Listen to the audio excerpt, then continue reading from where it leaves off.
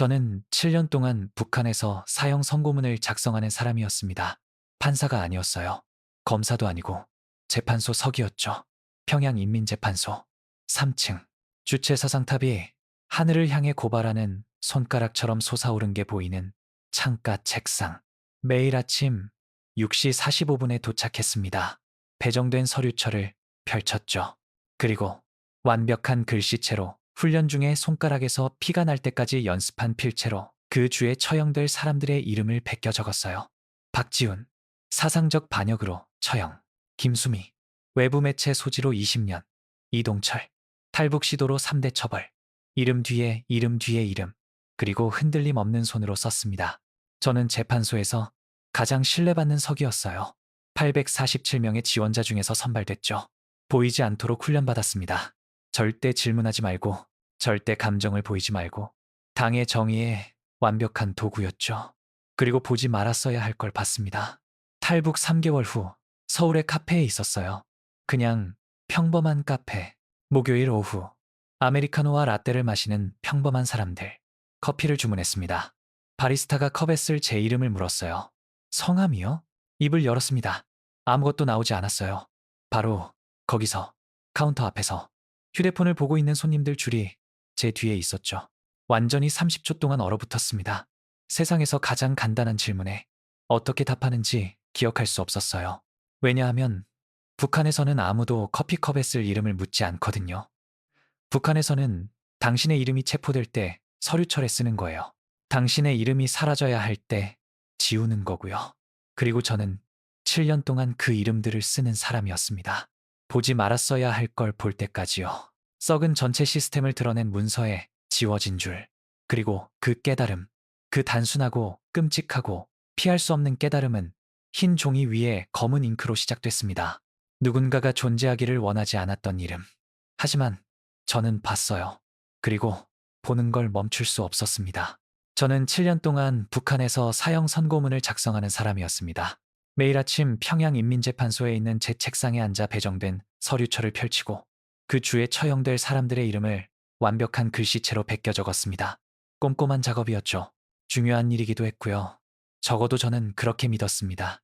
왜냐하면 북한에서는 어릴 때부터 배우거든요. 당의 정의는 완벽하다고, 모든 판결은 정당하다고, 그 문서에 적힌 모든 이름은 반역자, 범죄자, 처벌받아 마땅한 자들이라고. 그리고 저는 그걸 믿었습니다. 보지 말았어야 할 걸 본 그날까지는요. 2019년 3월에 어느 화요일이었습니다. 정확히 기억하는 이유는 제 딸의 생일이었거든요. 그날 일상적인 서류들 사이에서 다른 문서 하나를 발견했습니다. 고위급 정치 사건의 판결문이었죠. 그런데 이상한 점이 있었어요. 공범 처리 내역 섹션에 검은 잉크로 완전히 지워진 줄이 하나 있었던 겁니다. 그냥 줄긋기도 아니고 생략한 것도 아니었어요. 거의 수술하듯 정밀하게 지워져 있었습니다. 제 손이 그 서류 위에서 멈췄습니다. 왜냐하면 그 재판소에서 7년을 일하면서 지워진 이름은 한 번도 본 적이 없었거든요. 판결문은 확정적인 겁니다. 절대적이죠. 수정되지 않습니다. 변경되지도 않고요. 그렇다면 왜 누군가는 그 이름을 지운 걸까요? 그리고 더 중요한 건 국가 공식 문서에서 이름을 사라지게 만들 수 있을 만큼 강력한 권력을 가진 사람이 도대체 누구란 말입니까? 북한 재판소가 실제로 어떻게 돌아가는지 설명해 드리겠습니다. 여러분이 상상하시는 것과는 아마 많이 다를 겁니다. 제 이름은 김성민입니다. 물론 본명은 아니에요. 탈북한 지 5년이 지난 지금도 밝힐 수 없는 것들이 있습니다. 제 자신이 두려워서가 아니라 아직 북에 남아있는 가족들 때문이죠. 어머니, 남동생, 그들은 제 탈북의 대가를 매일 치르고 있습니다. 하지만 2012년으로 돌아가 보죠. 제 세대에서 가장 선망받는 직장을 얻은 해였습니다. 평양인민재판소 입사시험에 합격했을 때 저는 24살이었어요. 847명의 지원자 중 단 12명만 선발됐죠. 제 성적 때문은 아니었어요. 물론 성적도 우수했지만요. 진짜 이유는 제 성분, 정치적 혈통 때문이었습니다. 할아버지는 6.2 오전쟁 참전 용사였고 아버지는 국영 공장의 기술자였죠. 충성스러운 가문, 믿을 수 있는 집안. 기록에 아무런 흠도 없었어요. 합격 통지서를 받은 날 아버지가 우셨습니다. 정확히 기쁨의 눈물은 아니었어요. 안도의 눈물이었죠. 왜냐하면 북한에서 정부 기관 자리를 얻는다는 건 단순한 직업이 아니거든요. 생존입니다. 하루 세 끼를 먹느냐, 한 끼를 먹느냐의 차이죠. 전기가 들어오느냐, 어둠 속에서 사느냐의 차이. 사람이 되느냐, 아무것도 아닌 존재가 되느냐의 차이입니다. 제 업무는 이론적으로는 간단했어요. 재판 판결문을 필사하는 거였죠. 판사가 구술하면 제가 적습니다. 그 다음 다른 간부가 검토하고요. 최종적으로 그 문서는 국가보관소에 보관됩니다. 관료적인 절차, 기계적인 일, 심지어 지루하기까지 했죠. 하지만 규칙들이 있었습니다. 아주 많은 규칙들이요. 규칙 1번. 사건에 대해 절대 질문하지 말 것. 내 일은 쓰는 것이지 이해하는 게 아니다. 규칙 2번. 문서에서 읽은 내용을 절대 말하지 말 것. 동료에게도, 가족에게도, 심지어 너 자신에게도. 규칙 3번. 이상한 점을 발견하면 즉시 상급자에게 보고할 것. 조사하지 말고, 추측하지 말고, 보고만 하라. 그리고 가장 중요한 규칙, 내 손을 거친 문서들은 사무실 밖에 나가는 순간 존재하지 않는다. 내 기억력은 선택적이어야 한다. 편리하게. 있는 것도 훈련으로 익히는 기술이다. 처음 3년 동안 저는 그 규칙들을 철저히 따랐습니다. 제 일과는 예측 가능했어요. 매일 아침 6시 45분에 출근했죠. 재판소 건물은 모란봉구역에 있는 4층짜리 회색 건물이었는데 김일성 광장에서 겨우 2km 떨어진 곳이었습니다. 제 창문에서는 주체 사상탑이 하늘을 향해 솟아오른 게 보였어요. 170m 높이의 그 기념비는 누가 권력을 쥐고 있는지 끊임없이 상기시켜 주었죠. 3층이 우리 서기들이 일하는 곳이었습니다. 난방도 안 되는 방에 책상 6개, 70년대 유물 같은 타자기 2대를 공유했는데 키를 누를 때마다 총소리처럼 요란했어요. 하지만 대부분의 작업은 손으로 했습니다. 깨끗한 글씨체로 수정 없이 모든 글자가 완벽해야 했죠. 사건들은 빨간 밀랍으로 봉인된 마닐라 서류철에 담겨왔어요. 처음엔 작은 사건들이었죠. 배급 절도, 반당적 발언, 월경 시도 같은 거요. 그리고 충성심과 신중함을 증명하면 더 심각한 사건들을 배정받았습니다. 반역, 간첩, 정치적 음모. 저는 2년 차에 심각한 사건들을 맡기 시작했어요. 첫 번째 사건은 완벽하게 기억합니다. 한 대학 교수가 미제국주의 숭배 혐의로 기소됐는데 USB에 남조선 영화를 숨겨뒀다는 이유였어요. 판결, 교화소, 15년. 그의 아내와 자녀들은 북쪽 산간 지역으로 추방. 그의 이름은 모든 학술 기록에서 지워져 마치 존재하지 않았던 것처럼 됐죠. 저는 그 판결문의 모든 단어를 흔들림 없이 썼습니다. 떨지도 않고 망설이지도 않고. 왜냐하면 그게 북한에서 살아남는 방법이거든요. 감정을 차단하는 겁니다. 업무와 의미를 분리하죠. 글자들은 그냥 글자가 됩니다. 종이 위의 기호들. 삶이 아니고 가족들이 아니고 파괴된 미래가 아닌 거예요. 적어도 매일 밤 잠들기 전에 제 자신에게 그렇게 되뇌었습니다. 하지만 진실은 영향을 받는다는 거예요. 당연히 받죠. 단지 일종의 감정적 마비를 개발하는 겁니다. 갑옷 같은 거요. 왜냐하면 만약 정말로 자신이 하고 있는 일의 무게를 느끼도록 허락한다면, 만약 당신의 완벽한 필체가 어떤 사람이 죽기 전에 읽는 마지막 것이라는 걸 정말로 처리한다면 그냥 침대에서 일어날 수가 없을 테니까요. 그리고 2019년 3월이 왔습니다. 시작한 지 7년 후, 판결문을 쓴 지 7년, 규칙을 따른 지 7년, 질문하지 않은 지 7년. 하지만 그 화요일, 우주가 제게 무시할 수 없는 질문을 던졌습니다. 그 문서는 다른 서류철에 담겨왔어요. 일반 마닐라색이 아니었죠. 검은색이었어요. 빨간 밀랍봉인이 하나가 아니라 2개. 그건 최고 기밀을 의미했습니다. 7년 동안 그런 서류철을 본 건 5번뿐이었어요. 제 상급자인 박동무가 아무 말 없이 제 책상에 그걸 놓았습니다. 그냥 피곤한 눈으로 저를 보며 가볍게 고개만 끄덕였죠. 메시지는 명확했어요. 네 일이나 해. 질문하지 말고. 그리고 본 걸 잊어. 서류철을 열었습니다.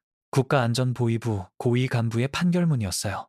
사상적 반역과 최고領도자를 반대하는 음모 혐의. 판결, 즉시 처형. 가족, 3대 처벌. 그 시점까지는 특별할 게 없었어요. 그런 사건들은 몇 달에 한 번씩 지나갔죠. 내부 숙청, 권력 조정, 체제가 스스로를 정화하는 방식이었습니다. 하지만 그때 공범 처리 내역 섹션을 봤습니다. 4개의 이름이 나열돼 있었어요. 주범과 함께 체포된 4명의 하급 간부들. 그들의 판결. 노동교화소 20년. 표준이었죠. 그리고 4번째 이름 아래에 빈 공간이 있었습니다. 정확히 빈 건 아니었어요. 오히려 지워진 거였죠. 한 줄 전체가 너무 진한 검은 잉크로 덮여 있어서 단 하나의 글자도 비치지 않았어요. 마치 누군가가 이름뿐만 아니라 그 사람의 존재 자체를 문서에서 지우려고 한 것 같았습니다. 맥박이 빨라졌어요. 문서를 창가빛에 가까이 대봤습니다. 아무것도 안 보였어요. 잉크가 불투명했죠. 전문적이었어요. 누군가가 고위 간부들만 가지고 있는 특수 보관용 마커를 사용한 거였습니다. 페이지를 넘겨 번호를 확인했어요. 문서는 항상 번호가 매겨져 있거든요. 7쪽 중 1쪽, 7쪽 중 2쪽, 이런 식으로요. 하지만 여기엔 이상한 점이 있었어요. 공범사에서 바로 최종 처분으로 건너뛰었거든요. 사건 색인에 공범호가 나열돼 있지 않았습니다. 누군가가 이름만 지운 게 아니었어요. 그 이름이 언젠가 존재했다는 사실 자체를 지워버린 겁니다. 그리고 그때 제 피를 얼게 만든 걸 깨달았어요. 북한에서 공식 판결문에서 이름을 지우는 건 행정상 실수가 아니라는 걸요. 그건 권력의 선언입니다. 이렇게 말하는 거죠. 이 사람은 너무 중요하고 너무 연결돼 있고 너무 위험해서 우리가 체포했다는 사실조차 공개적으로 인정할 수 없다. 사무실을 둘러봤습니다. 최동무는 자기 책상에서 자신의 필사 작업에 집중하고 있었어요. 한 동무는 보관함에서 서류처를 검토하고 있었고요. 모든 게 정상이었습니다. 모든 게 일상적이었죠. 그 문서에서 이상한 점을 알아챈 사람은 아무도 없는 것 같았어요. 아니면 알아챘는데 보지 않기로 결정한 걸 수도 있겠죠. 서류처를 닫고 서랍에 넣었습니다. 그날 저는 그 판결문에 단 한 글자도 쓸 수 없었어요. 상급자에게 몸이 안 좋다고 말했는데 완전히 거짓말은 아니었죠. 메스꺼웠거든요. 식은땀이 났고요. 왜냐하면 저는 방금 무서운 걸 깨달았거든요.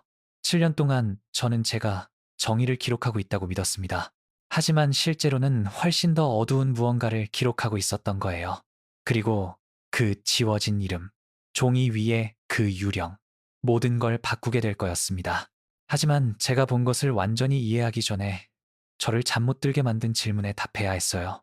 만약 누군가가 반역 판결문에서 자기 이름을 지울 만큼 충분한 권력을 가지고 있다면 그들은 또 뭘 지울 수 있을까요? 그들은 이미 뭘 지워왔을까요? 그리고 더 중요한 건 이런 질문을 하기 시작하는 사람들에겐 무슨 일이 일어날까요? 그날 밤 잠을 잘 수 없었습니다. 아내 혜진이가 3번이나 무슨 일이냐고 물었어요. 업무 스트레스라고 말했죠. 그녀는 더 이상 묻지 않았습니다. 북한에서는 너무 많은 질문을 하지 않는 법을 배우거든요. 가족에게조차도요. 왜냐하면 모르는 게 당신을 위험에 빠뜨리지 않으니까요. 하지만 저는 이미 위험에 처해 있었습니다. 단지 아직 몰랐을 뿐이죠. 새벽 3시까지 깨어 있었어요. 간부 아파트 단지에 있는 우리 방 2개짜리 집의 천장을 바라보면서요. 밖에서는 평양이 어둠에 잠겨 있었습니다. 거의 매일 밤 10일시면 전기가 끊기거든요. 정부 건물들만 불을 켜고 있었죠. 검은 공허 속 작은 권력의 별자리들처럼요. 그리고 저는 계속 그 지워진 이름을 생각했습니다. 누구였을까? 왜 지워졌을까? 살아있을까? 죽었을까? 정말 반역자였을까? 아니면 자신이 하고 있는지도 모르는 정치 게임에서 진 누군가였을까? 하지만 그보다 저는 궁금했어요. 7년 동안 제가 본 다른 이름들 중에 정말로 보지 못한 게 얼마나 될까? 제가 알아채지 못하고 지나친 지워진 줄들, 전략적 누락들, 편리한 공백들이 얼마나 많았을까? 다음날 일찍 재판소에 도착했습니다. 6시 15분. 늙은 리 동무 경비원만 있었는데 매일 아침처럼 의자에서 졸고 있었어요. 계획이 있었습니다. 정확히 계획은 아니었어요.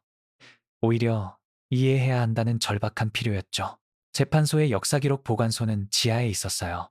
바닥부터 천장까지 금속 선반들이 있었고 마닐라 서류철과 연도별로 라벨이 붙은 판지 상자들로 가득했죠. 기술적으로는 선임 서기로서 접근 권한이 있었습니다. 하지만 권한을 가진 것과 공식적인 이유 없이 사용하는 것 사이에는 차이가 있었어요. 계단을 내려갔습니다. 지하는 습기와 오래된 종이 냄새가 났어요. 천장에서 전구 하나가 매달려 있었는데 선반들 사이로 긴 그림자를 드리웠죠. 2018년부터 시작했습니다. 제가 본 문서로부터 1년 전이요. 비슷한 사건들을 찾았어요. 고위급 정치적 반역. 그 해에 3건이 있었죠. 첫 번째를 열었습니다. 자원 유용 혐의로 기소된 군 장성. 표준 판결. 공범 전체 목록. 모두 정상이었어요. 두 번째, 외국 요원들과 접촉했다는 혐의로 기소된 외무성 간부. 공범 4명 나열. 모두 정상. 세 번째, 사상적 방해 혐의로 기소된 국영공장 지배인. 그리고 거기 다시 있었습니다. 공범 섹션에 3개의 이름이 명확하게 적혀 있었어요. 그리고 지워진 줄. 2019년 문서와 똑같았죠. 같은 기술, 같은 수술적 정밀함. 심장이 더 빨리 뛰기 시작했어요. 2017년으로 되돌아갔습니다. 같은 패턴의 사건 2건을 더 찾았죠. 지워진 이름들, 제거된 존재들, 공식 종이 위에 유령들. 2016년 3건, 2015년 4건. 뒤로 갈수록 더 많이 찾았습니다. 모든 사건에서는 아니었지만 충분히 많았죠. 항상 고위급 정치 사건에서, 항상 공범 목록에서, 항상 같은 세심한 지우기로요. 지하의 차가운 바닥에 앉았어요. 열려있는 서류철들에 둘러싸여서요. 그리고 끔찍한 진실이 제 마음속에서 형태를 잡기 시작했습니다. 이건 고립된 사건이 아니었어요. 패턴이었습니다. 시스템이었죠. 누군가, 아니면 어떤 집단이 국가 공식 기록에서 개인들을 사라지게 만들 만큼 충분한 권력을 가지고 있었습니다. 단지 죽이거나 감금하는 게 아니었어요. 그건 일상적인 일이었죠. 지우는 거였습니다. 마치 존재한 적이 없는 것처럼, 마치 체포된 적이 없는 것처럼, 마치 문제가 된 적이 없는 것처럼요. 하지만 왜 처음부터 이름을 생략하지 않은 거죠? 왜 쓰고 나서 지운 걸까요? 그때 깨달았어요. 절차 때문이라는 걸요. 문서들은 보관되기 전에 여러 손을 거쳐갑니다. 판사들, 검사들, 저 같은 서기들, 감독관들, 보관 담당 간부들. 만약 처음부터 이름이 없다면 누군가가 알아챌 겁니다. 누군가가 질문을 할 거예요. 하지만 이름이 처음에는 있다가 나중 단계에서 지워진다면 가장 높은 허가 수준을 가진 사람들만 알 거예요. 나머지 우리는 최종 문서만 볼 겁니다. 그리고 검은 줄들에 대해 질문하지 않는 법을 배우게 되죠. 사실 기발했어요. 대놓고 숨기는 시스템이었습니다. 갑자기 위에서 발소리가 들렸어요. 목소리들. 제 동료들이 도착하고 있었죠. 빠르게 모든 서류처를 제자리에 넣었습니다. 모든 게 발견했을 때와 정확히 같은지 확인했어요. 계단을 올라가면서 태연한 척했지만 셔츠는 식은땀으로 흠뻑 젖어 있었죠. 최동무가 복도에서 저를 반겼어요. 성민아, 오늘 일찍 왔네. 잠이 안 와서요. 완전히 사실이었죠. 다음 2주 동안 평소 루틴을 계속했습니다. 문서를 필사했어요. 주간 자아비판 회의에 참석했고요. 주체 사상 학습 세션에 참여했죠. 웃었습니다. 고개를 끄덕였고요. 보이지 않게 지냈어요. 하지만 기회가 있을 때마다 보관소에 내려갔습니다. 정신적 기록을 유지하기 시작했어요. 아무것도 쓸 수 없었죠. 그건 자살적인 증거가 될 테니까요. 하지만 패턴들을 외웠습니다. 날짜들, 사건 유형들, 주요 피고인들의 계급, 그리고 더 불안한 걸 발견했어요. 지워진 이름들은 무작위가 아니었습니다. 누가 사라지는지에 패턴이 있었어요. 모든 주요 사건들은 중상급 간부들을 포함했어요. 장성들, 부지배인들, 당 비서들. 권력은 있지만 절대 정상은 아닌 사람들이었죠. 하지만 지워진 이름들, 유령들은 항상 사건의 주변부에 있는 것처럼 보였어요. 주요 반역자들이 아니었습니다. 연루자들이었죠. 하급 공범들. 실제 범죄보다는 연결 때문에 체포됐을 가능성이 높은 사람들이었어요. 그리고 저를 겁먹게 만든 이론이 하나 떠올랐습니다. 만약 지워진 이름들이 전혀 반역자가 아니라면, 만약 그들이 다른 이유로 제거될 필요가 있었지만 공개적으로 할 수 없었던 사람들이라면, 만약 누군가가 이 정치적 숙청들을 엄폐물로 사용해서, 누가 알겠어요? 불편한 증인들? 정치적 경쟁자들? 너무 많이 아는 사람들을 제거하고 있다면 완벽한 범죄였어요. 고위급 정치 사건에서 누군가를 체포하고 감옥 시스템에서 사라지게 만들거나 더 나쁜 일을 당하게 하고 그 다음 기록에서 이름을 지우는 거죠. 공식적으로는 체포된 적이 없습니다.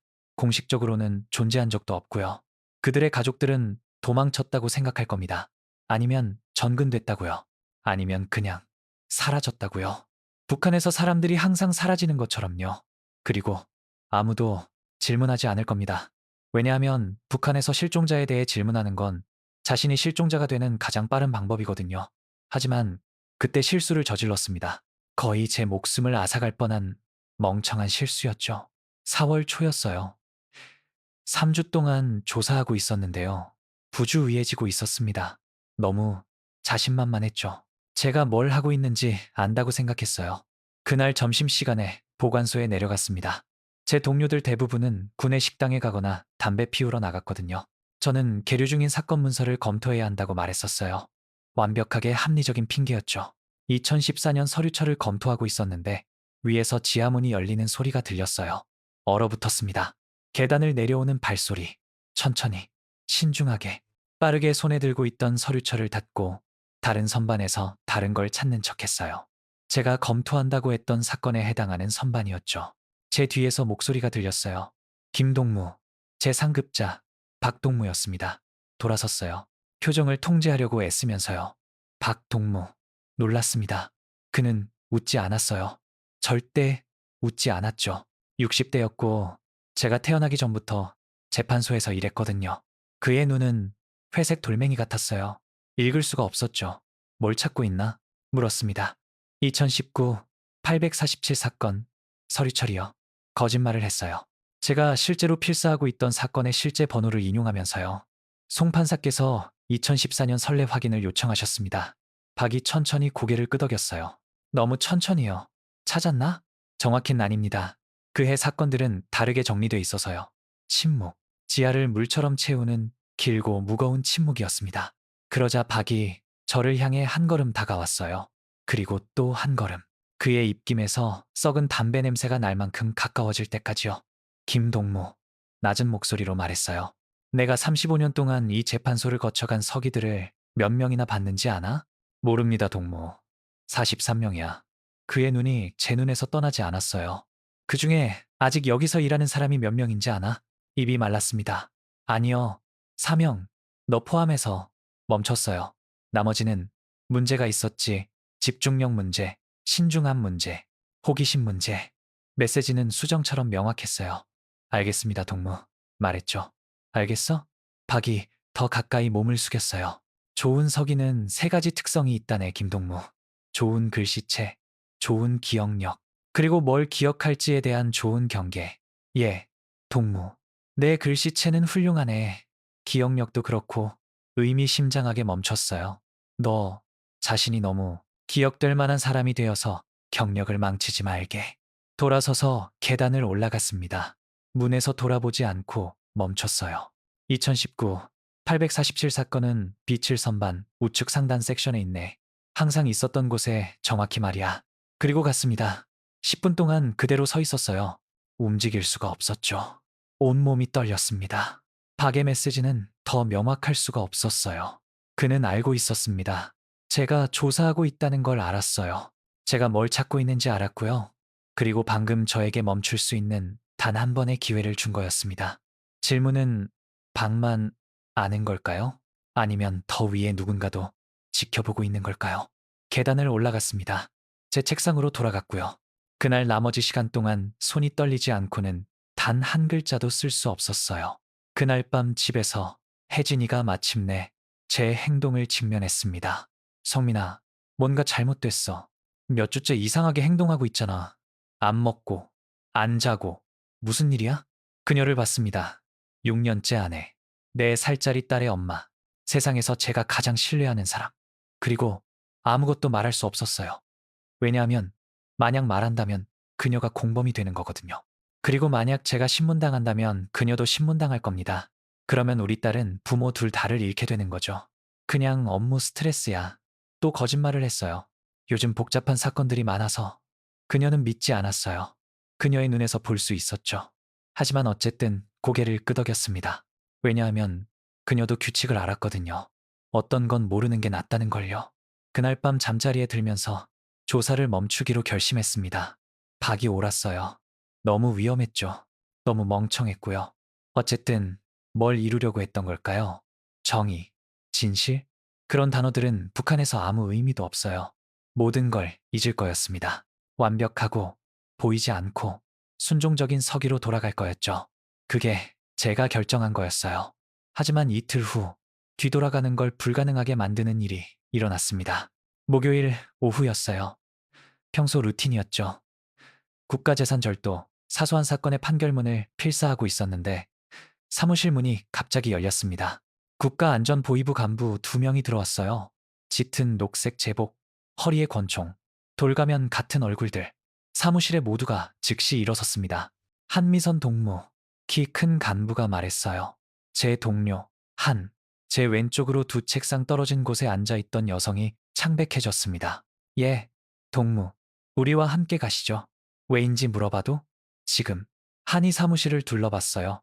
그녀의 눈이 잠깐 제 눈과 마주쳤습니다. 순수한 공포를 봤죠. 그리고 강제로 고개를 끄덕이고 떨리는 손으로 외투를 집어들고 문을 향해 걸어갔어요. 간부들이 그녀를 양쪽에서 에워쌌습니다.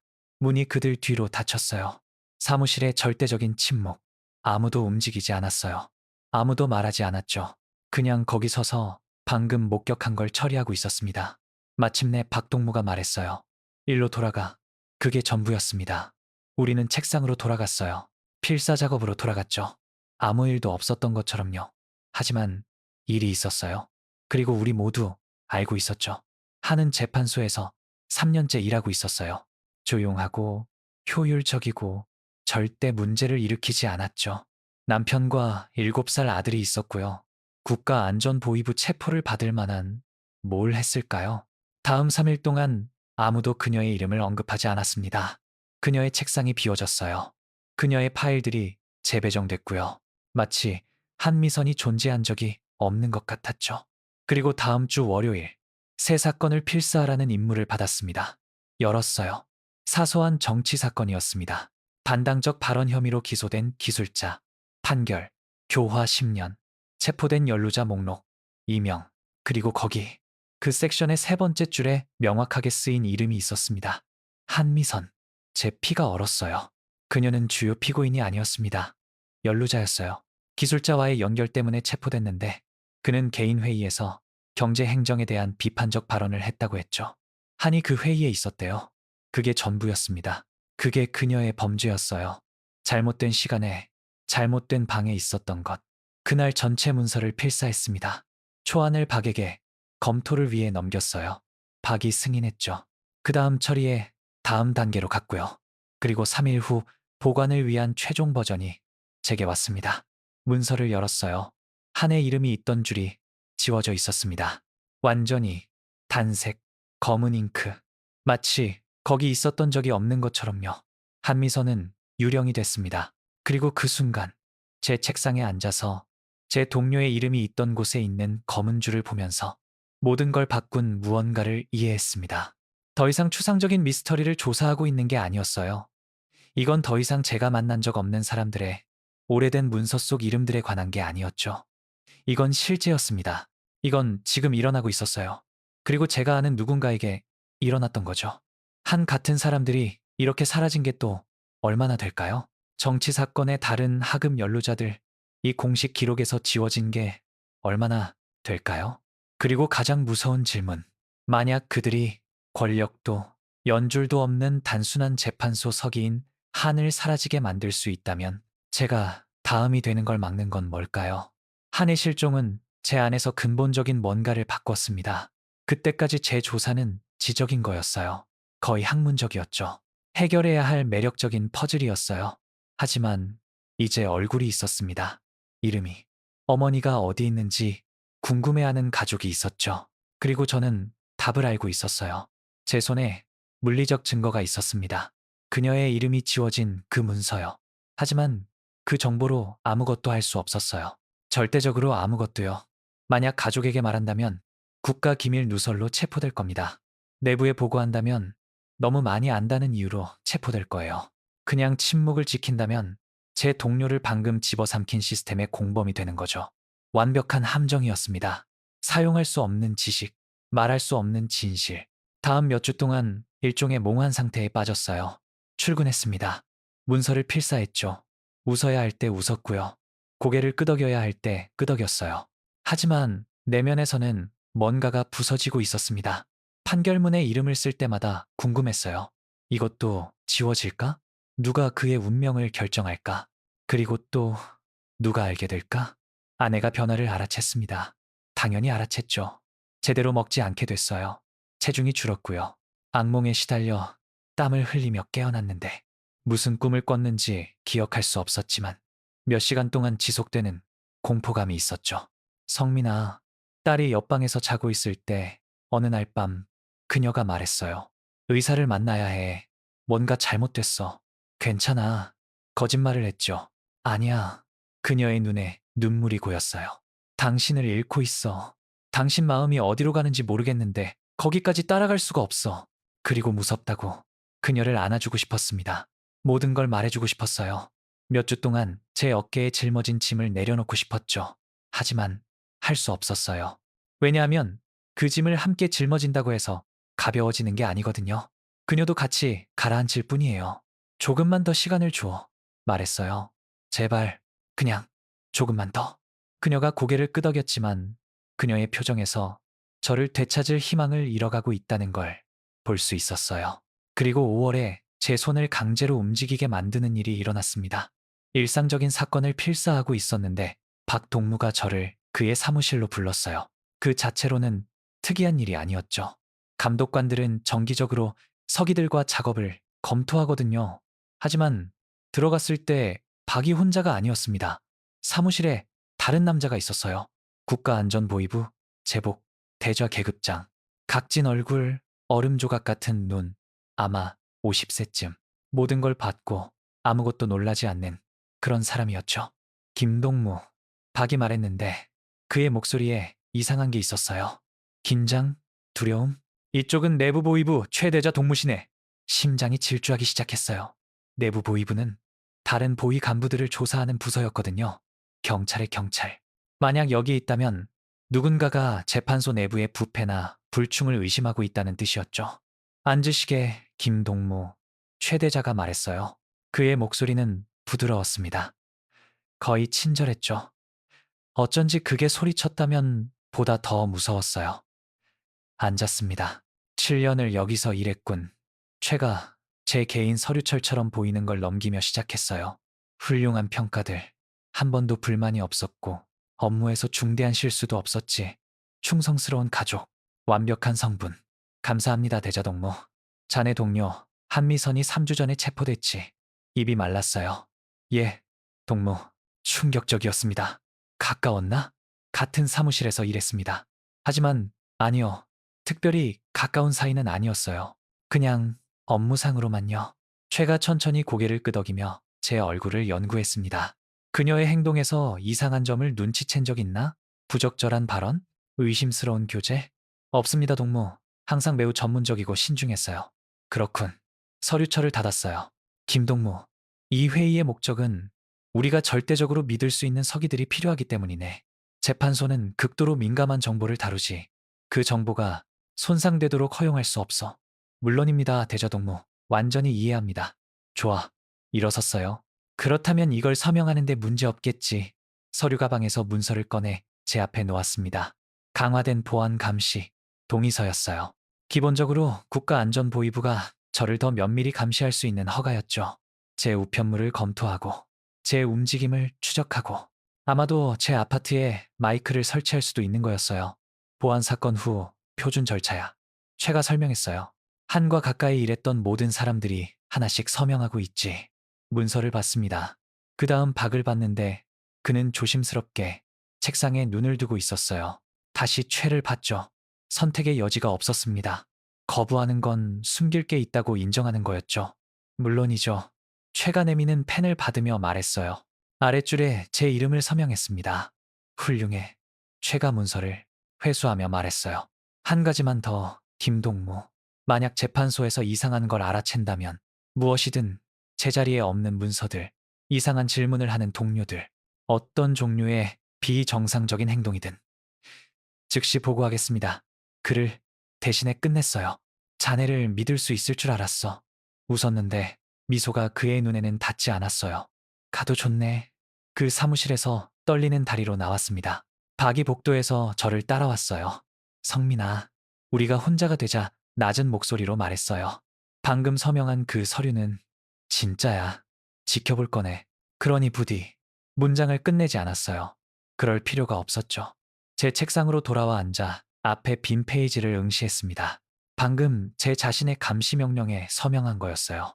만약 한 번이라도 의심스러운 움직임을 보인다면, 다시 한번 그 보관소에 내려간다면, 오래된 사건들에 이상한 관심을 보인다면 알게 될 겁니다. 함정이 완전히 닫혔습니다. 그날 밤 평소보다 늦게 집에 도착했어요. 혜진이는 이미 딸을 재웠더군요. 밥과 국이 가스레인지에 있어 저를 보지 않고 말했어요. 고마워. 밥을 퍼담았지만 먹을 수가 없었어요. 그냥 접시에서 밥을 밀어댔죠. 마음이 빙빙 돌았습니다. 갇혔어요. 완전히 갇혔죠. 무시하기엔 너무 많이 알고 있었지만 뭔가를 하기엔 충분히 알지 못했어요. 그리고 이제 적극적인 감시를 받고 있었죠. 유일한 탈출구는, 아니, 생각조차 할 수 없었어요. 너무 미친 짓이었습니다. 너무 위험했고요. 하지만 씨앗은 이미 심어졌습니다. 다음 며칠 동안 그 씨앗이 자랐어요. 아이디어가 됐습니다. 그 다음 계획이, 그 다음 집착이, 탈북, 그 단어 자체가 반역이었어요. 생각하는 것만으로도 범죄였죠. 하지만 일단 제 마음에 들어오자 빼낼 수가 없었습니다. 왜냐하면 뭔가를 깨달았거든요. 제가 가진 지식, 제가 확인한 패턴들, 수감자들의 체계적 삭제 증거, 그건 가치가 있었어요. 여기 북한에서는 아니에요. 저를 사라지게 만들 테니까요. 하지만 밖에서는요. 남한에서, 세상에서 체제를 폭로할 수 있을 겁니다. 이름들을 댈 수 있고요. 정권이 흔적도 남기지 않고 사람들을 사라지게 만드는 방법을 정확히 보여줄 수 있죠. 하지만 대가가, 만약 혼자 간다면 제 가족이 대가를 치를 겁니다. 3대 처벌. 어머니, 남동생, 아내, 딸 모두 노동교화소에 갈 거예요. 아니면 더 나쁜 곳으로요. 만약 그들을 데리고 가려고 한다면 성공 확률이 급격히 줄어들죠. 4명이 국경을 넘는 건 1명보다 4배 어렵습니다. 4배 시끄럽고요. 4배 느리죠. 그리고 만약 실패한다면 모두 죽을 겁니다. 아니면 평생을 죽었으면 좋겠다고 바라며 보내게 되겠죠. 불가능한 선택이었어요. 남아서 사용할 수 없는 지식으로 미쳐가거나, 아니면 떠나서 가장 사랑하는 사람들의 삶을 파괴하거나. 결정은 가장 예상치 못한 방식으로 왔습니다. 토요일 오후였어요. 쉬는 날. 혜진이가 어머니를 방문하는 동안 딸 지우와 집에 있었죠. 지우는 4살이었어요. 큰 검은 눈, 방울소리 같은 웃음. 세상에서 가장 좋아하는 건 잠들기 전에 제가 이야기를 읽어주는 거였죠. 그날 블록 쌓기로 놀고 있을 때 제 심장을 아프게 만든 질문을 했습니다. 아빠, 한국어로 아빠를 부르는 말을 쓰며 말했어요. 왜 그렇게 슬퍼? 슬프지 않아, 자기야. 웃으며 거짓말을 했죠. 아니야. 제 뺨에 작은 손을 얹었어요. 눈이 슬퍼. 한 선생님이 가고 돌아오지 않았을 때처럼 얼어붙었습니다. 한 선생님을 기억해? 친절했어. 우리가 아빠 사무실에 갔을 때 한번 사탕을 줬어. 눈에 눈물이 고였어요. 아빠도 가고 돌아오지 않을 거야? 그 순간 4살짜리 딸의 눈을 보면서 어떤 아이도 느낄 필요가 없는 두려움으로 가득 찬 눈을 보면서 제 안에서 뭔가가 부서졌습니다. 아니면 어쩌면 마침내 뭔가가 제자리에 맞춰진 거였죠. 아니야, 자기야. 그녀를 꽉 안으며 말했어요. 너 없이는 어디도 안 가. 그리고 그 순간 결정을 내렸습니다. 가는 거예요. 넷다 함께. 확률은 중요하지 않았어요. 위험도 중요하지 않았죠. 중요한 건 제 딸이 아버지가 내일 사라질지 물어볼 필요가 없는 곳에서 자라는 거였습니다. 질문하는 걸 두려워하는 법을 배울 필요가 없는 곳. 그냥 아이일 수 있는 곳에서요. 하지만 넷이서 가는 건 계획이 필요했어요. 돈, 연줄, 시간. 그리고 시간이 정확히 제게 없는 거였습니다. 왜냐하면 감시하에서 보내는 메일이 국가안전보위부가 제가 너무 많이 안다고 결정하는 날에 하루 더 가까워지는 거였거든요. 도움이 필요했어요. 하지만 누구에게 의지할 수 있을까요? 북한에서 잘못된 사람을 신뢰하는 건 단순한 실수가 아니에요. 사형 선고입니다. 그때 뭔가를 기억했습니다. 2년 전의 대화. 속삭임으로 언급된 이름. 제 사촌, 민호. 민호는 동북부 량강도의 국경 행정에서 일했어요.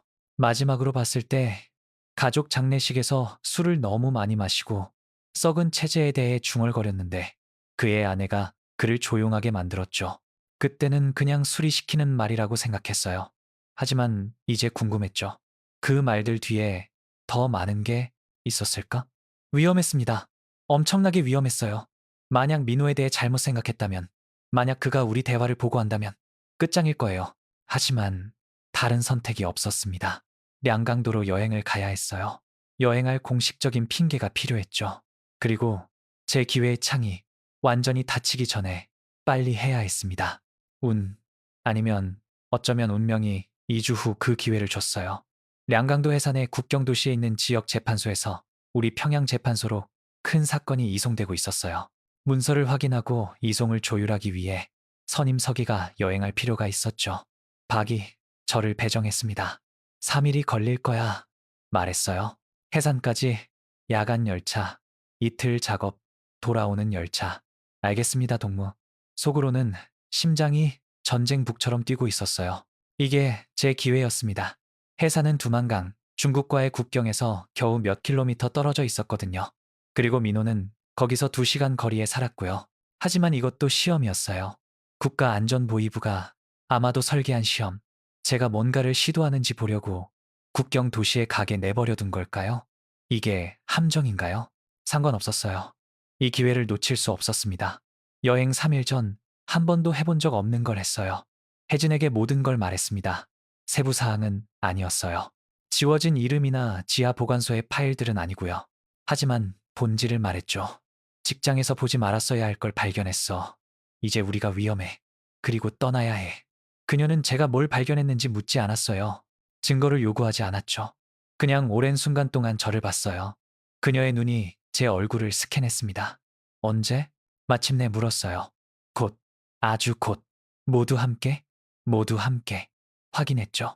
그녀가 천천히 고개를 끄덕였어요. 그 다음 제 손을 그녀의 손 사이에 잡았습니다. 그럼 해내는 거지. 단순하게 말했어요. 눈물도 없었어요. 패닉도 없었죠. 그냥 조용한 결이었는데 이미 사랑하고 있던 것보다 그녀를 더 사랑하게 만들었습니다. 그 순간 왜 그녀와 결혼했는지 이해했어요. 아름답거나 친절해서만이 아니었죠. 세상이 무너질 때 꿋꿋이 서 있는 사람이기 때문이었습니다.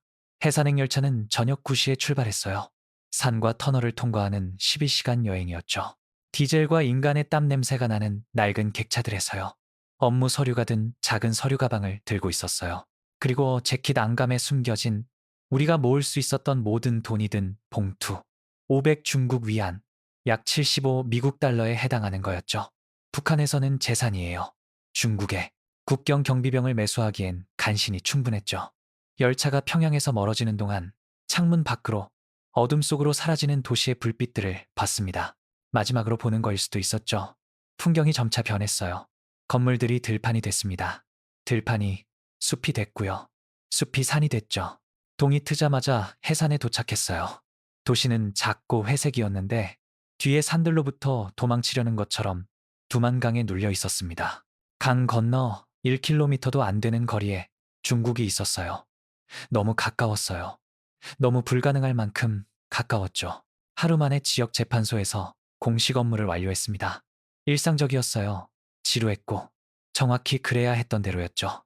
둘째 날 오후에 근처에 사는 친척을 방문해야 한다고 접대하는 사람들에게 말했어요. 완벽하게 정상적이었습니다. 완벽하게 순진했죠. 민호가 국경 통과를 검사하며 일하는 작은 광산 마을까지 2시간 동안 낡은 버스를 탔어요. 그의 아파트는 정부 노동자 단지에 있었습니다. 3층, 얇은 벽들, 이웃들의 대화를 같은 방에 있는 것처럼 들을 수 있었죠. 문을 두드렸습니다. 민호가 열었어요. 저를 보고 눈이 커졌습니다. 성민아? 여기서 뭐 하는 거야? 말 좀 해야 해. 단둘이 제 어조에서 뭔가가 심각하다는 걸 알려줬어요. 고개를 끄덕이고 저를 들어오게 했죠. 그의 아내는 직장에 있었어요. 아들은 학교에. 우리는 혼자였습니다. 커피? 제안했는데 북한 사람들이 커피라고 부르는 게 사실은 볶은 옥수수를 간 거라는 걸 우리는 알고 있었죠. 아니, 괜찮아. 앉았습니다. 불편한 침묵이 방을 채웠어요. 마침내 모든 걸 걸기로 했습니다. 민호야, 송삼촌 장례식에서 네가 한 말 기억나? 체제에 대해서. 그의 온몸이 긴장했어요. 눈이 창문으로 움직였는데 숨겨진 마이크를 찾는 것 같았죠. 술 취했었어. 빠르게 말했어요. 뭐라고 했는지 모르겠어. 아마 헛소리였을 거야. 헛소리가 아니었어. 성민아, 나가야 해. 낮지만 명확한 목소리로 말했어요. 가족과 함께. 그리고 도움이 필요해. 그의 얼굴에서 핏기가 빠졌어요. 긴 순간 동안 그가 일어나서 문으로 걸어가 저를 보고할 거라고 생각했죠. 하지만 그때 예상치 못한 걸 했습니다. 일어나서 구석의 라디오로 가서 켰어요. 크게. 선전음악이 방을 채웠습니다. 그리고 더 가까이 앉아 속삭였어요. 미쳤어? 네가 나한테 뭘 요구하는지 아냐? 음, 만약 내가 너를 돕고 너를 잡으면 우리 가족 전체가 알아. 그래서 다른 선택이 없지 않으면 이런 걸 부탁하지 않아. 뭘 했어? 그의 눈이 제 얼굴을 스캔했어요. 뭘 발견했길래 그렇게 나빠서 넘으려다 죽는 게 남는 것보다 나은 거야? 그리고 거기서 얇은 벽의 그 작은 아파트에서 선전음악이 우리 목소리를 덮는 가운데 모든 걸 말했습니다. 지워진 이름들, 한미선, 감시, 다치는 함정. 제가 끝냈을 때 민호는 창백했어요. 맙소사, 중얼거렸어요. 항상 어두운 것들이 있다는 건 알았어. 하지만 이건 도와줄래? 양손으로 얼굴을 문질렀어요.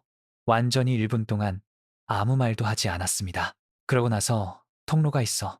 강에서 물살이 더 약하고 경비병들이 유연한 곳, 충분한 돈만 있으면 제 심장이 뛰었어요. 어디? 무산 근처. 여기서 북동쪽으로 약 60km. 경비병이 한 명 있는데 이상병. 알아. 전에 사람들을 보내준 적이 있어. 적절한 가격이면. 얼마? 4명이면? 최소 1000위안. 아마 더 1000위안. 저는 500이 있었어요. 연락할 수 있어? 성민아, 생각해봐. 통과만이 아니야. 의심받지 않고 거기까지 가는 것. 익사하지 않고 강을 건너는 것. 서류 없이 중국에서 살아남는 것. 그건 알아. 끼어들었어요. 다 알아. 하지만 선택의 여지가 없어. 시도하거나 아니면 체포되고 우리 가족 전체가 수용소에 가는 걸 기다리거나. 민호가 오랜 순간 동안 저를 봤습니다. 그러고 나서 천천히 고개를 끄덕였어요. 그의 정보를 줄게. 하지만 성민아, 일단 이걸 하면 돌아갈 수 없어. 알지? 여기 가족은 더 이상 없어. 여기 삶도 없고. 만약 실패하면 적어도 자유롭게 살려고 시도는 한 거야. 민호가 전화번호를 줬어요. 정확히 여러분이 아는 전화번호는 아니었죠. 북한에서 휴대전화는 존재하지만 심하게 제한돼 있거든요. 그가 준 건 무산 근처의 무역 초소 위치였는데 이 상병이 때때로 검사관으로 일하는 곳이었어요. 화요일이나 목요일에 가. 민호가 지시했어요. 오후 3시에서 5시 사이에 아리랑 담배를 달라고 해. 그게 신호야. 그가 너를 사적인 장소로 데려갈 거야. 돈은? 지금 500이 있다고 말해. 나머지는 건너편에 도착하면 주겠다고 약속해. 중국의 밀수 네트워크들이 있어서 그걸 처리할 수 있어. 이가 어떻게 돌아가는지 알아. 그를 믿어? 민호가 멈췄어요. 아무도 완전히 믿지 않아, 성민아. 하지만 이는 실용적이야. 당보다 돈을 더 좋아하지. 그게 그를 예측 가능하게 만들어. 기대할 수 있는 최선이었죠. 다음날 야간 열차로 평양으로 돌아갔습니다. 국경에서 멀어지는 모든 킬로미터가 놓친 기회처럼 느껴졌어요. 하지만 가족이 필요했습니다. 그들 없이는 안 갈 거였어요. 다음 2주 동안 편집증에 가까운 세심함으로 모든 걸 준비했습니다. 첫째, 돈. 의심을 사지 않고 팔 수 있는 모든 걸 팔았어요. 장모님의 낡은 텔레비전, 혜진이의 결혼 반지, 심지어 제 업무 교과서 일부도요. 기술적으로는 불법이었지만 암시장이 있었죠. 350위안을 더 모았습니다. 충분하지 않았지만 그래야만 했어요. 둘째, 위장 스토리. 박에게 청진에 있는 어머니가 아프셔서 방문해야 한다고 말했어요. 청진은 무산과 같은 방향인데 그냥 더 남쪽이었죠. 간부들이 아픈 가족을 방문하는 건 드문 일이 아니었어요. 특히 적절한 허가증이 있으면요. 병원 편지를 위조했습니다. 제 인생에서 처음으로 공식 문서를 위조한 거였어요. 손이 너무 떨려서 의사 서명을 3번이나 다시 해야 했죠. 셋째, 가장 어려운 것. 딸을 겁주지 않고 준비시키기. 지우는 4살이었어요. 탈북이라는 단어를 이해하기엔 너무 어렸지만 잘못된 순간에 위험한 질문을 할 만큼은 컸죠. 혜진이와 저는 그걸 게임으로 만들었습니다. 특별한 여행을 갈 거야. 어느 날 밤 재우면서 말했어요. 모험처럼. 하지만 비밀이야. 알았지? 아무에게도 말하면 안 돼. 할머니한테도요? 특히 할머니한테는 안 돼. 할머니한테도 깜짝 선물이거든. 어디 가요? 매일 사탕을 먹을 수 있는 곳. 절대 꺼지지 않는 불빛이 있는 곳. 원할 때 텔레비전에서 만화를 볼 수 있는 곳. 그녀의 눈이 빛났어요. 그녀에게 그건 동화처럼 들렸죠. 제가 그냥 정상을 묘사하고 있다는 걸 몰랐어요. 세상의 나머지가 당연하게 여기는 정상을요. 하지만 이 모험에서는 계속했어요. 아주 용감하고 아주 조용해야 해. 작은 쥐처럼 할 수 있지? 그녀가 열정적으로 고개를 끄덕였는데 게임이라고 생각했던 거죠. 완전한 침묵 속에서 두만강을 건너야 하는 밤을 위해 리허설하고 있다는 걸 몰랐어요. 한 번의 비명이 총에 맞을 수 있다는 걸요. 그날이 2019년 6월 14일 화요일에 왔습니다. 북쪽으로 가는 아침 열차를 탔어요. 평범한 승객 4명, 아픈 친척을 방문하는 가족, 특별한 것 없었죠. 기억될 만한 것도 없었고요. 단지 우리 각자가 재킷 아래에 여분의 옷을 겹겹이 입고 있었다는 것만 빼고요. 단지 혜진이가 제 바지 안감에 돈을 꿰매 넣었다는 것만 빼고, 단지 제가 안주머니에 이름들, 날짜들, 사건 번호들이 적힌 작은 공책을 넣고 있었다는 것만 빼고요. 제 생명보험이었죠. 제가 발견한 것의 증거. 만약 뭔가 잘못된다면 적어도 그 정보는 사용할 수 있는 누군가에게 도달할 거였어요.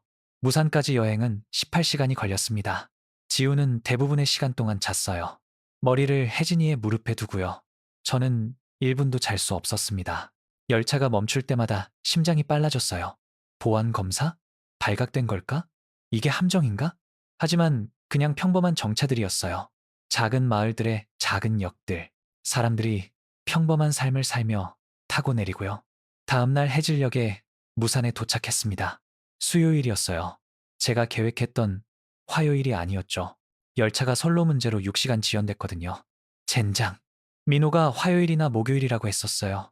오늘은 수요일. 이가 거기 있을까? 아니면 우리의 유일한 시도를 낭비한 걸까? 선택의 여지가 없었습니다. 시도해야 했어요. 역 근처에 싼 여인숙에 최소한의 짐을 두었습니다. 주인에게 내일 친척을 방문할 거고 오늘 밤 잘 곳이 필요하다고 말했죠. 그는 우리를 2번도 안 봤어요. 무산 같은 국경 마을에서 사람들은 질문하지 않는 법을 배우거든요. 다음 날 목요일 오후 3시에 혼자 무역초소에 갔습니다. 혜진이와 지우는 방에 남았어요. 그게 더 안전했죠. 만약 뭔가 잘못된다면 적어도 그들은 무지한 척할 수 있었어요. 초소는 나무와 골판, 금속으로 된 허름한 구조물이었어요. 뭐든지 팔았죠. 담배, 밀수술, 중국산 건전지, 헌옷. 몇몇 손님들이 목적 없이 둘러보고 있었습니다. 카운터 뒤에 30대쯤 되는 남자가 있었어요. 군복이었지만 계급장은 보이지 않았죠. 평범한 얼굴. 5분 후면 잊어버릴 그런 얼굴이었어요. 아리랑 담배요, 말했습니다. 고개를 들었어요. 그의 눈이 저를 빠르게 스캔했습니다. 위, 아래, 평가하면서요. 아리랑은 없는데요, 말했어요. 락원이면 있을지도. 저는 아리랑만 피워요. 올바른 교환이었습니다. 민호가 알려줬었죠. 그 남자가 거의 눈에 띄지 않게 고개를 끄덕였어요. 여기서 기다려요. 카운터 뒤에서 나와 뒷문으로 사라졌습니다. 5분 후에 돌아왔어요. 와요. 그를 따라 뒷문을 통과해서 보급품 상자로 가득한 마당을 지나 작은 창고로 갔습니다. 안은 습기와 담배 냄새가 났어요. 이게 이 상병이었습니다. 몇 명? 소개도 없이 물었어요. 4명, 성인 2, 4살 여자아이, 10달 된 아기. 아기에 대해서는 거짓말을 했어요. 지우가 우리의 유일한 딸이었죠. 하지만 약간 틀린 정보를 주는 게 더 안전하다고 배웠어요. 만약 그가 배신한다면 적어도 정확히 우리 가족을 찾지는 못할 테니까요. 1, 500이요. 이가 말했어요. 지금 500. 건널 때 1, 0. 지금 1, 0. 나중에 510분 동안 협상했습니다. 마침내 합의했어요. 지금 750, 나중에 750. 바지 안감에서 돈을 꺼냈어요. 그의 앞에서 세웠습니다. 750 위안. 제가 가진 것보다 많았지만 이걸 예상하고 여분을 다른 곳에 숨겨뒀었죠. 이가 돈을 세심하게 세었어요. 그러고 나서 고개를 끄덕였습니다. 매일 밤 새벽 2시 여기서 동쪽으로 2km. 강가에 버려진 창고가 있어요. 신호. 3번 노크. 멈춤. 2번 노크. 안 오면 환불 없어요. 거기 있을게요. 한 가지 더. 이가 더 가까이 몸을 숙였어요. 만약 소리 지르면, 뒤로 돌아가려고 하면, 내 운영을 위험에 빠뜨리는 뭐든지 하면 강에 버려요. 알겠어요? 알겠습니다. 그가 웃었는데 따뜻함은 없었어요. 그냥 사업 거래였죠. 여인숙으로 돌아갔습니다. 혜진이가 질문으로 가득 찬 눈으로 저를 봤어요. 내일 밤, 속삭였어요. 새벽 2시. 그녀가 눈을 감고 천천히 숨을 내쉬었습니다. 그러고 나서 고개를 끄덕였죠. 그날 밤은 제 인생에서 가장 긴 밤이었어요. 자지 않았습니다. 잘 수가 없었죠. 그냥 깨어 있었어요. 우리 사이에 지우를 안고 그녀의 얼굴을 외우고 그녀의 숨을, 그녀의 무게를요. 왜냐하면 24시간 후면 중국에서 자유롭거나 아니면 죽어 있을 거라는 걸 알았거든요. 2019년 6월 15일 새벽 1시 30분 여인숙을 떠났습니다. 달이 없었어요. 완벽했죠. 어둠이 우리의 동맹이었습니다. 지우는 깨어 있었지만 조용했어요. G게임을 다시 줬었거든요. 그녀는 신나는 한밤의 모험이라고 생각했죠. 버려진 농지들 사이를 구불구불 지나가는 흙길을 따라 동쪽으로 걸었습니다. 손전등도 없이요. 그냥 희미한 별빛만으로요. 모든 소리가 어둠 속에서 증폭됐어요. 우리 발걸음의 바스락거림, 높은 풀밭의 바람 소리, 멀리서 개들이 가끔 짖는 소리. 45분 후에 창고를 봤습니다. 어두운 하늘을 배경으로 한 어두운 실루엣. 강 근처에요. 심장이 너무 크게 뛰어서 들릴 거라고 생각했어요. 3번 노크, 멈춤. 2번 노크. 문이 약간 열렸어요. 이에 얼굴이 나타났습니다. 들어와요, 빨리. 안에 다른 사람 3명이 있었어요. 다른 가족, 남자, 여자, 10대 아들. 우리 모두 짧게 서로를 봤다가 시선을 돌렸습니다. 서로의 얼굴을 아는 건 위험했어요. 만약 누군가 잡히면 다른 사람들을 식별할 수 있으니까요. 이가 우리를 창고를 통과해서 강으로 직접 이어지는 뒷문까지 안내했습니다. 두만강. 어둠 속에서도 물이 움직이는 게 보였어요. 일정한 흐름 소리가 들렸죠. 여기서는 그렇게 넓지 않았어요. 아마 50m쯤. 하지만 물살은 빨랐습니다. 그리고 물은 6월인데도 산에서 내려와 얼음처럼 차가울 거였어요. 잘 들으세요. 이가 낮은 목소리로 말했어요. 건널 지점은 강 하류로 200m예요. 강둑을 따라 걸어가요. 나무선 가까이 붙어서 물 위로 늘어진 쓰러진 나무에 도착하면 내 신호를 기다려요. 중국 쪽 경비병은 이미 매수됐어요. 건널 시간 5분을 줄 거예요. 5분. 더는 안 돼요. 어떻게 건너요? 다른 남자가 물었어요.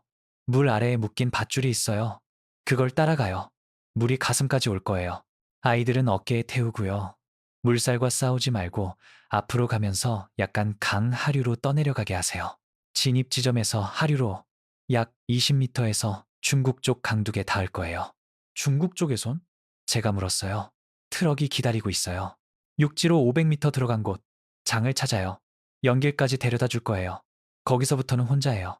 간단했어요. 직접적이었고요. 절대적으로 무서웠죠. 가죠. 이가 말했어요. 강둑을 따라 일렬로 따라갔습니다. 이가 앞에, 두 가족이 뒤에. 물소리가 걸음마다 더 커졌어요. 그러자 이가 손을 들었어요. 멈췄습니다. 거기 있었어요. 쓰러진 나무. 해골 다리처럼 물 위에 걸쳐져 있었죠. 이가 작은 손전등을 꺼내 강 건너편으로 3번 깜빡였습니다. 기다렸어요.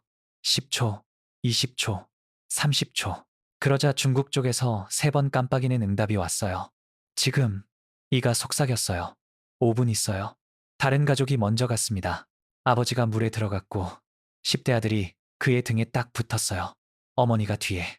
차가운 물이 그들을 때렸을 때 가빠진 숨소리가 들렸죠. 그들이 어둠을 가로질러 움직이는 게 보였어요. 어두운 형체들 사이에 불분명한 형태들. 느렸어요. 너무나 고통스럽게 느렸죠. 3분이 지났습니다. 반대편에 도착했어요. 물에서 나오는 형상들. 중국의 어둠 속으로 사라지는 거였죠. 당신들, 이가 말했어요. 지금 혜진이를 봤습니다. 어둠 속에서도 그녀의 눈에서 공포를 볼 수 있었어요. 하지만 결의도 있었죠. 지우를 들어 올려 제 어깨에 올렸습니다. 게임 기억하지 자기야. 속삭였어요. 조용한 쥐. 그녀가 제 머리에 대고 고개를 끄덕였어요. 강으로 들어갔습니다. 세상에, 추위, 1000개의 바늘이 제 피부를 뚫는 것 같았어요. 충격으로 거의 비명을 지를 뻔했죠. 하지만 피맛이 날 때까지 혀를 깨물었습니다. 혜진이가 제 뒤로 들어왔어요. 가빠진 숨소리가 들렸죠. 제 어깨에 지우가 긴장했지만 소리를 내지 않았어요. 제 용감한 아이. 물이 올라왔습니다. 무릎에, 허벅지에, 허리에. 그러자 제 발이 밧줄에 닿았어요. 물 아래에 한쪽에서 다른 쪽으로 팽팽하게 뻗어 있었죠. 왼손으로 그걸 붙잡고 오른손으로 지우의 다리를 잡았습니다. 한 걸음씩, 인치씩. 물살이 제 다리를 잡아당겼어요. 예상보다 강했죠. 보이지 않는 손들이 저를 강 하류로 끌어내리려는 것 같았어요. 10m, 15m. 제 뒤에서 혜진이가 힘겹게 싸우고 있었습니다. 헐떡이는 소리가 들렸어요. 이제 물이 그녀의 가슴 높이였죠. 계속 가. 속삭였어요. 거의 다 왔어. 20m, 25m. 그때 지우가 말했어요. 그냥 속삭임이었지만 밤의 침묵 속에서 비명처럼 들렸습니다. 아빠, 추워요. 알아, 자기야. 거의 다 끝났어. 조금만 더 내 용감한 쥐가 돼줘. 30m, 35m. 밧줄이 끝났어요. 젠장. 중국 쪽 강둑이 아직 약 5m 떨어져 있었습니다. 밧줄 없이 걸어야 했어요. 강바닥에서 발판을 찾는 제 발만 믿고요. 밧줄을 놓았습니다. 한 걸음 내디뎠어요. 제 발이 이끼 낀 돌에서 미끄러졌습니다. 균형을 잃었어요. 앞으로 넘어졌죠. 지우가 우리가 물에 부딪혔을 때 비명을 질렀습니다. 차가운 물이 제 코, 입을 채웠어요. 물살이 우리를 잡았죠. 끌고 가려고요. 발버둥 쳤습니다. 거칠게, 필사적으로 바닥을 찾으려고요. 제 손이 뭔가를 잡았어요. 돌, 위로 밀어 올렸죠. 머리를 물 밖으로 꺼냈습니다. 지우가 기침하고 울고 있었어요. 쉬, 자기야, 내가 여기 있어. 여기 있어. 제 뒤에서 혜진이가 저를 따라잡았어요. 그녀의 손이 제 재킷을 잡고 제가 안정되도록 도와줬죠. 함께 비틀거리며 흠뻑 젖어 얼어붙어 마지막 5m를 덮었습니다. 제 손이 땅에 닿았어요. 북한 땅이 아니었습니다. 중국 땅이었죠. 진흙 강둑에서 기어나와 쓰러졌습니다. 해냈어요. 반대편에 있었습니다. 하지만 축하할 시간은 없었어요. 이가 5분이라고 했죠. 최소 4분은 썼을 거예요. 가자. 헐떡이며 일어났어요. 트럭을 찾아야 해. 육지로 500m. 흠뻑 젖었어요. 얼어붙었고요. 충격받은 4살짜리를 품에 안고요. 뛰었습니다. 덤불을 통과해서, 들판을 통과해서, 어둠 속에서 비틀거리며요. 그리고 봤어요. 낡은 트럭이 나무들 뒤에 주차돼 있었습니다. 담배를 피우는 남자가 옆에 서 있었어요. 장, 헐떡였어요. 고개를 끄덕였습니다. 우리가 젖고 망가진 걸 보고도 놀라지 않는 것 같았어요. 안으로, 빨리! 트럭 뒤쪽으로 올라갔어요. 채소 상자들로 가득했습니다. 장이 몇 개를 움직여 숨겨진 공간을 드러냈어요. 거기, 연길에 도착할 때까지. 이 시간, 숨겨진 칸에 들어갔습니다. 좁았어요. 어두웠고, 흙과 썩은 감자 냄새가 났죠. 문이 닫혔어요. 완전한 어둠. 엔진이 시동 걸렸습니다. 트럭이 움직이기 시작했어요. 그리고 그 숨막히는 어둠 속에서 아내와 딸을 안으며 중국 시골 도로를 달리는 트럭의 덜컹거림을 들으며 마침내 믿도록 허락했습니다. 탈출했어요. 북한 밖에 있었습니다. 혜진이가 울기 시작했어요. 조용히 어깨가 흔들리면서요. 저도 울었습니다. 눈물이 우리 얼굴의 강물과 섞였죠. 우리 사이에 눌려있던 지우가 속삭였어요. 아빠, 우리 게임 이긴 거예요? 응, 자기야. 목이 메이며 말했어요. 우리가 이겼어.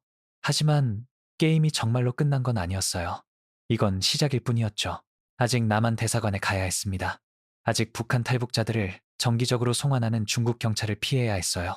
아직 언어도 못하고 권리도 없는 나라에서 살아남아야 했죠. 하지만 지금은 그 어두운 칸에서 그런 걱정들은 기다리게 했습니다. 지금은 그냥 어둠 속에서 껴안았어요. 자유롭게 연길까지 여행은 정확히 이 시간 17분이 걸렸습니다. 압니다. 왜냐하면 그 어둠 속에서 매 초를 셌거든요. 트럭이 마침내 멈추고 장이 칸을 열었을 때 햇빛이 우리를 눈멀게 만들었어요. 오전 중이었습니다. 해가 빛나고 있었죠. 밤에 건넜는데 이제 완전히 다른 세상에 있었어요. 여기요. 장이 약 100m 떨어진 낮은 건물을 가리키며 말했어요. 안전 가옥. 다음 운송 준비할 때까지 거기 있어요. 3일, 아마 4일.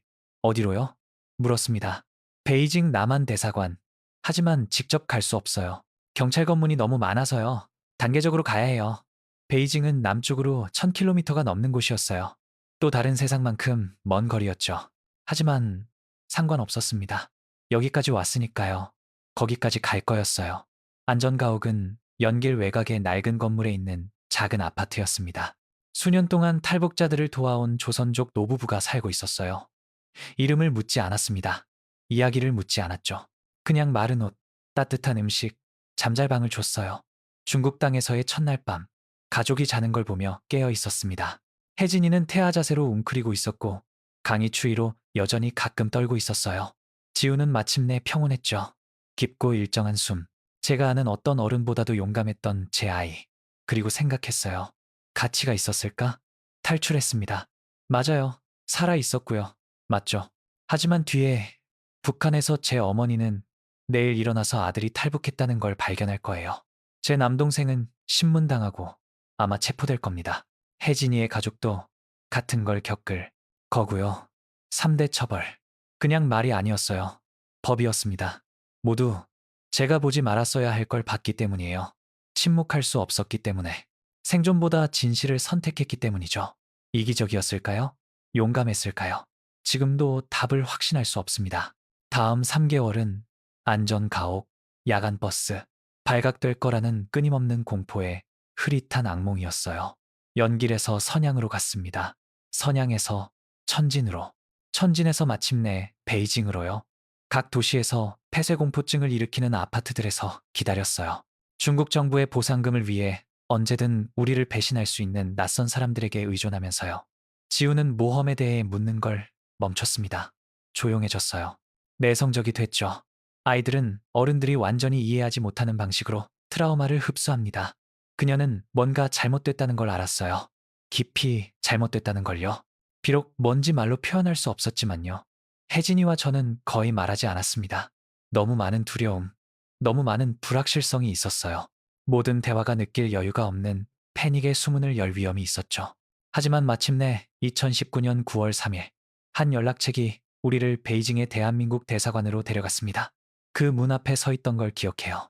우리 위로 펄럭이는 남한 국기, 금지된 영화에서만 봤던 세계, 증오하고 두려워하라고 배웠던 세계. 그리고 이제 그게 우리의 유일한 구원이었죠. 준비됐어? 혜진이에게 물었어요. 고개를 끄덕이며 지우의 손을 꽉 쥐었습니다. 앞으로 걸어갔어요. 경비병들을 향해, 자유를 향해. 우리는 북한 탈북자입니다. 한국어로 말했어요. 망명을 신청합니다. 경비병들이 서로를 봤습니다. 그 다음 한 명이 무전으로 말했죠. 5분 후 간부들이 뛰쳐나왔어요. 우리를 안으로 데려갔습니다. 그리고 그 순간 그 문턱을 넘으면서 공식적으로 북한 시민이기를 멈췄어요. 다른 뭔가가 됐습니다. 정의되지 않은 뭔가, 세계 사이의 뭔가.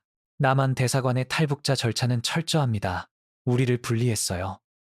저는 한 방에, 혜진이는 다른 방에, 지우는 사회복지사와 함께요. 신문은 며칠 동안 계속됐습니다. 우리가 정말 북한 사람이고 가장하는 중국 간첩이 아닌지 확인하고 싶어 했어요. 탈출 경로를 알고 싶어 했죠. 연락책들, 모든 세부사항, 그리고 저는 모든 걸 말했습니다. 제 공책을 보여줬어요. 이름들, 사건들, 체계적 삭제의 패턴들. 이건 한 정부 간부가 페이지들을 넘기며 말했어요. 이건 의미심장해요. 매우 의미심장합니다. 사용할 수 있나요? 물었어요. 사용하고, 확인하고, 공개하고. 네? 이건 정확히 정권의 인권 침해를 폭로하는 데 필요한 종류의 문서 증거예요. 몇 달 만에 처음으로 희망 같은 걸 느꼈습니다. 어쩌면 희생이 가치가 있었을지도요. 어쩌면 그 정보가 생명을 구할지도, 아니면 적어도 세상이 진실을 알게 만들지도요. 3주 후 서울행 비행기에 태워졌습니다. 두만강을 건넌 지 13주 후 인천국제공항에 착륙했어요. 대한민국, 우리의 새 조국. 그 비행기에서 내리는 느낌을 설명하는 건 불가능합니다. 공기는 같은 냄새였지만 달랐어요. 하늘은 같아 보였지만 더 밝았죠. 사람들은 한국어를 말했지만 이상한 억양으로 한 번도 들어본 적 없는 단어들로요. 하나원으로 데려갔습니다. 북한 탈북자들을 위한 정부 재정착센터. 3개월 동안 거기서 남한 사회가 어떻게 돌아가는지 배울 거였어요. ATM 사용법, 지하철 타는 법, 일자리 구하는 법, 정부를 비판해도 사라지지 않는 나라에서 사는 법. 남한 사람들이 어릴 때부터 배우는 기본적인 것들. 우리가 성인이 돼서 처음부터 배워야 했던 것들이죠. 적응은 가혹하다는 건 과소평가예요. 모든 게 압도적이었습니다. 수천 가지 선택이 있는 슈퍼마켓, 밤새 환하게 밝은 거리들, 검열 없는 인터넷, 수백 개의 채널이 있는 케이블 TV, 세상의 모든 정보에 접근할 수 있는 휴대폰을 보며 걷는 사람들. 지우에게는 더 쉬웠어요. 아이들은 적응력이 있거든요. 6개월 만에 남한 억양으로 말했죠. 북한 기억의 대부분을 잊었어요. 어디서 왔냐고 물으면 망설임 없이 서울이라고 말했습니다. 혜진이와 저에게는 달랐어요. 일자리를 구했습니다. 저는 처음엔 공장에서, 그 다음 회계사무실에서요. 혜진이는 식당에서, 그 다음 편의점에서. 우리 자격에 훨씬 못 미치는 일자리들이었지만 연줄 없는 탈북자들이 구할 수 있는 거였죠. 남한 사람들은 우리에게 복잡했어요. 어떤 이들은 엄청나게 친절했고 돕고 싶어 했습니다. 다른 이들은 우리를 의심이나 동정으로 봤죠. 어떤 이들은 우리를 호기심 대상으로 대했어요. 그들의 오락을 위해 북한에 대한 공포 이야기를 해달라고 요청하면서요. 그리고 맞아요. 공포 이야기들이 있었습니다. 많이. 하지만 오락이 아니었어요. 우리의 삶이었죠. 이제 34살이에요. 가족과 함께 서울 교외의 작은 아파트에 살고 있습니다. 지우는 9살이고 4학년에 다녀요. 가장 좋아하는 과목은 미술이에요. 커서 패션 디자이너가 되고 싶대요. 혜진이는 카페에서 일합니다. 손님들과 얘기하고 정상적으로 되는 연습을 할 수 있어서 좋아해요. 밤에 가끔 창문에서 북쪽을 바라보고 있는 그녀를 발견하는데 그녀가 가족을 생각하고 있다는 걸 압니다. 저는 북한 탈북자들이 적응하도록 돕는 NGO에서 일해요. 제 경험, 북한 시스템에 대한 지식을 사용해서 우리와 같은 여정을 한 다른 사람들을 안내하죠. 그리고 가끔 인터뷰를 합니다. 제 이야기를 해요. 제가 꺼낸 증거를 보여주죠. 지워진 이름들, 사람들을 사라지게 만드는 체계적 시스템. 어떤 이들은 저를 용감하다고 합니다. 다른 이들은 저를 배신자라고 하죠. 진실은 제가 둘 다라는 겁니다. 아니면 둘 다 아니거나요. 그냥 무시할 수 없는 걸 본 누군가일 뿐이에요. 2년 전에 편지를 받았습니다. 발신인이 없었어요. 저에게 도착하기 전에 여러 손을 거쳤죠. 안에 즉시 알아본 손글씨로 쓴 종이 한 장이 있었어요. 어머니로부터였습니다. 뭐라고 썼는지는 공유하지 않을 거예요. 어떤 것들은 너무 사적이고 너무 고통스럽거든요. 하지만 마지막 줄은 이렇게 말했어요. 왜 그랬는지 이해해. 그리고 용서한다. 네 가족을 돌봐. 자유롭게 살아. 그걸 읽고 나서 몇 시간 동안 울었습니다. 왜냐하면 그게 북한 같은 곳에서 올 때 자유의 대가거든요. 탈출의 위험만이 아니에요. 적응의 어려움만도 아니고요. 당신의 자유가 다른 사람들의 고통으로 샀다는 지식이에요. 당신이 사랑하는 사람들이 당신의 선택에 대한 대가를 치렀다는 거죠. 그게 제가 짊어진 짐입니다. 모든 탈북자들이 짊어진 짐이고요. 다시 할까요? 만약 2019년 3월 그날로 되돌아갈 수 있다면 문서에서 그 지워진 이름을 봤을 때로요. 만약 그걸 무시하고 재판소 서기로서 안전하고 예측 가능한 삶으로 돌아갈 수 있다면 그렇게 할까요? 솔직히 모르겠어요. 공원에서 친구들과 웃고 있는 지우를 보는 날들이 있어요. 두려움도 없고 굶주림도 없고 정치적 세뇌도 없이요. 그리고 생각하죠. 네, 가치가 있었어. 잠들 수 없는 밤들이 있어요. 제 어머니, 남동생을 생각하며 어떻게 지내는지 궁금해하면서요. 살아있는지, 수용소에 있는지, 증오로 저를 생각하는지, 사랑으로 생각하는지요. 그리고 생각하죠. 대가가 너무 높았어. 하지만 이제 돌아갈 수 없습니다. 선택은 됐어요. 강은 건넜고요. 제가 할 수 있는 건 그들의 희생을 기리는 방식으로 사는 것뿐이에요. 진실을 말하고 시스템을 폭로하고 다른 사람들이 탈출하도록 돕는 거죠. 그리고 언젠가 어떻게든 북한이 변하기를 바랍니다. 이름들이 더 이상 지워지지 않기를요. 가족들이 한 구성원의 범죄로 처벌받지 않기를, 진실이 반역이 아니기를요. 그날이 제 생전에 오지 않을 수도 있어요. 아마 안 올 겁니다. 하지만 올 거예요. 와야 하죠. 왜냐하면 거짓말과 두려움 위에 세워진 시스템들은 결국 무너지거든요. 항상 그래요. 시간 문제일 뿐이죠. 그리고 그날이 올 때 수용소의 문들이 열리고 가족들이 재회하고 진실이 마침내 자유로워질 때 그 문서들 속의 유령들, 아무도 기억하지 않는 지워진 그 이름들이 마침내 평화를 찾기를 바랍니다. 한미선이 제가 문서화를 도운 시스템에서 사라진 제 동료가 기억되기를 바라요. 제 어머니가 어디에 계시든 그녀의 희생이 의미 있었다는 걸 아시기를요.